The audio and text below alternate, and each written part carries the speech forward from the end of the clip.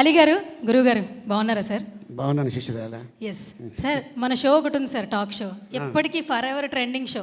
అవును, అలీతో సరదాగా అండ్ రీసెంట్గా సువర్ణతో సరదాగా. మీ టైటిల్ నేను కాపీ రైట్ చేసేసాను సార్. కాపీ రైట్స్ వాళ్ళు, ఈటీవీ వాళ్ళు, మా మంద కదా అది. మాకెప్పటికీ ఎన్ని జనరేషన్స్ వచ్చినా కూడా అలీతో సరదాగా ఇట్స్ లైక్ ట్రెండింగ్ షో. అలాంటి ఒక ట్రెండింగ్ హోస్ట్ ఇలాంటి ఒక సోల్ ట్రిప్కి ఇప్పుడు గెస్ట్గా వెళ్ళారు. హోస్ట్ కాస్త గెస్ట్ అయ్యింది, ఎలా అనిపించింది? ముందుగా అందరికీ నమస్కారం అండి. అలాగే శివరాత్రి శుభాకాంక్షలు మీ అందరికీ. అండ్ శివరాత్రి ముందు రోజు ఈ ఈవెంట్ చేయడం, విజయ్ డెఫినెట్గా మంచి సక్సెస్ సాధిస్తాడు. అండ్ అంతేకాకుండా ఇందాక చెప్పా, లక్కీ హ్యాండ్, ఒక రెబల్ స్టార్కి సతీమణిగా, ఇంకో రెబల్ స్టార్కి పెద్దమ్మగా, అంటే మా డార్లింగ్ ప్రభాస్కి. అండ్ ఎప్పుడు ఏ షూటింగ్కి వెళ్ళినా కూడా జనరల్గా లొకేషన్కి రాగానే పొద్దున్నే ఒక యాక్టర్కి ఒక డైరెక్టర్కి ఒక బాండింగ్ ఉంటుంది. అదేంట్రా అంటే సీన్ డిస్కస్ చేయడం. కానీ మా కృష్ణరాజు గారు, మా ప్రభాస్ పొద్దున్న వెళ్ళగానే, డార్లింగ్ ఇప్పుడు బ్రేక్ఫాస్ట్ అయిపోయిన తర్వాత మధ్యాహ్నం ఏం తింటావు? అదే ముందు షూటింగ్ స్టార్ట్ అయ్యేది, ఇప్పుడే కదా తిన్నాం, ఇంకా అరగలేదు. ఇప్పుడు చెప్తే వాడు ప్రిపేర్ చేస్తాడు. అది ఆషామాషి ఫుడ్ కాదు అది. అంటే ఇతను ఎలా చనిపోయాడండి అంటే ఫుడ్ తిని చనిపోయాడండి, ఆ టైప్లో ఉంటుంది. అంత ప్రేమ ఉంటుంది. అండ్ అంతేకాకుండా ఇందాక అక్క చెప్పారు, మలేషియాలో ఒక బర్రెల్ గ్రౌండ్లో షూటింగ్ చేస్తున్నాం. రాత్రి 3 గంటలకి చెమ్మ చీకటి. దగ్గరికి వచ్చి, అరే అలీ, కీమా బిర్యానీ ఉంది తింటావా? ఏంటంటే బాబు ఈ శ్మశానంలో ఏం తింటావు? కీమా బిర్యానీ. వాళ్ళకి అవకాశం లేదురా, మనకుంది అన్నారు. అంటే సమయస్ఫూర్తి. నిజంగానే ఆవిడ తీసుకొచ్చారు, మాకు పెట్టారు, మేము తిన్నాం. అద్భుతం. ఆ టైంలో నేనేదో నో అంటారేమో అనుకున్నా, కానీ లోపల ఉంది కావాలని. అట్లాగా ఎన్నో, దాదాపు 40 రోజులు మలేషియాలో ఉంటే రోజుకు ఒక ఐటము రిపీట్ అయ్యేది కాదు.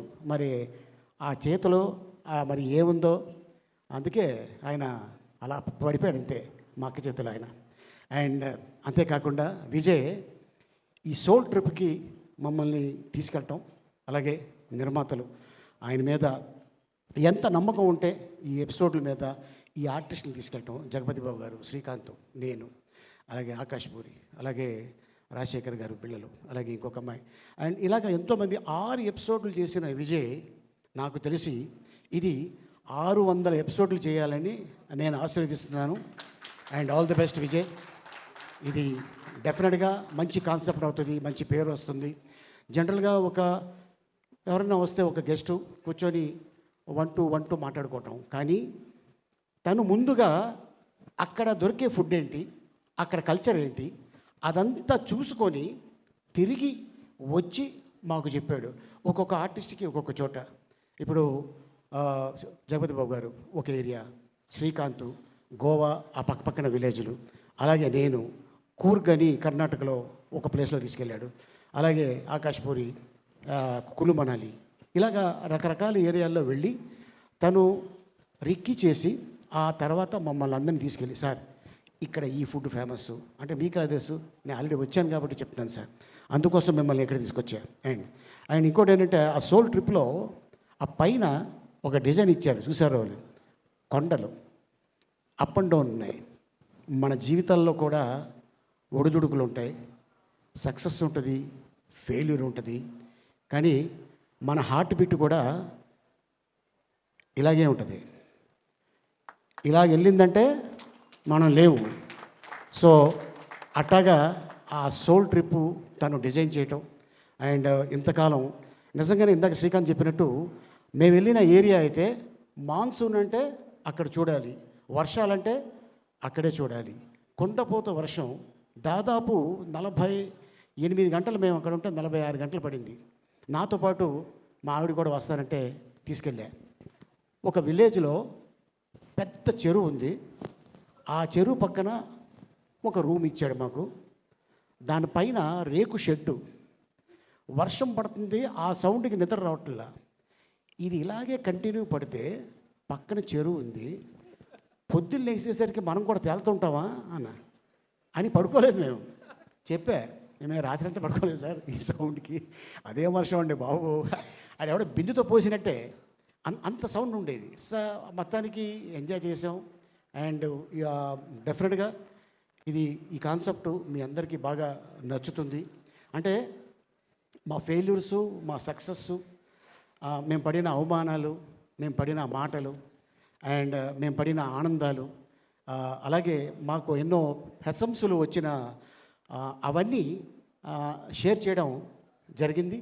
అండ్ అలాగే Vijay not only he's A writer cum director అనుకుంటున్నారేమో, తను హీరోగా 3 సినిమాలు యాక్ట్ చేశాడు. ఆ క్వశ్చన్ ఉన్నాయి సార్, రెడీ చేశా. అది నువ్వు అడిగితేనే బాగుంటుంది. అడుగుతాను సార్. కొంచెం డీప్గా అడుగు, చెప్తాడు. Okay sir. ఎందుకంటే మమ్మల్ని డీప్గా అడిగాడు, మమ్మల్ని వదలలేదు కాబట్టి నువ్వు తగులుకో. సో అట్టాగా మమ్మల్ని ఈ రోజున ఈ ఈవెంట్ చేయడం, అండ్ డైరెక్టర్గా తను సక్సెస్ అవుతాడు గ్యారంటీగా రాబోయే రోజుల్లో. అండ్ అలాగే ఆయన నమ్ముకున్న ప్రొడ్యూసర్స్ కూడా డెఫినెట్గా వాళ్ళు కూడా సక్సెస్ సాధిస్తారు. అలాగే మరి ఈ ప్రోగ్రాంకి వచ్చి ఆయన్ని ఆశీర్వదించడానికి వచ్చిన మా మిత్రుడు సతీష్ డైరెక్టర్, తను శతమానం భవతి ఒక నేషనల్ అవార్డు గెలుచుకున్న సినిమా. అంతకుముందు మేము ఒక సినిమా చేసాం దొంగల బండి అని. దాదాపు 30 మంది ఆర్టిస్టుల్ని మమ్మల్ని అందరినీ భద్రాచలం తీసుకెళ్ళి అక్కడ షూటింగ్ చేయడం జరిగింది.